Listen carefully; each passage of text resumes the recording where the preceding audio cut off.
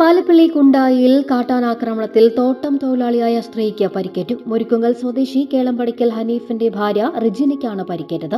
കൈക്കും കാലിലും പരിക്കേറ്റ റിജിനയെ തൃശൂർ മെഡിക്കൽ കോളേജ് ആശുപത്രിയിൽ പ്രവേശിപ്പിച്ചു. ചൊവ്വാഴ്ച രാവിലെ 8 മണിയോടെ ഹാരിസൺ തോട്ടത്തിലാണ് സംഭവം. ടാപ്പിംഗ് ചെയ്യുന്നതിനിടെ ആനക്കൂട്ടം വരുന്നത് കണ്ട് ഭയന്ന് ഓടുന്നതിനിടെ വീണാണ് റിജിനയ്ക്ക് പരിക്കേറ്റത്. തലനാരിഴയ്ക്കാണ് ഇവർ ആനക്കൂട്ടത്തിൽ നിന്നും രക്ഷപ്പെട്ടത്. മറ്റു തൊഴിലാളികൾ ചേർന്ന് ഒച്ചവച്ച് ആനക്കൂട്ടത്തെ അകറ്റിയ ശേഷമാണ് റിജിനയെ രക്ഷപ്പെടുത്തിയത്. ആഴ്ചകളായി ഈ പ്രദേശത്ത് കാട്ടാനശല്യം രൂക്ഷമാണ്. തോട്ടങ്ങളിൽ നിലയുറപ്പിച്ചിരിക്കുന്ന ആനക്കൂട്ടത്തെ ഭയന്നാണ് തൊഴിലാളികൾ പണിക്കിറങ്ങുന്നത്.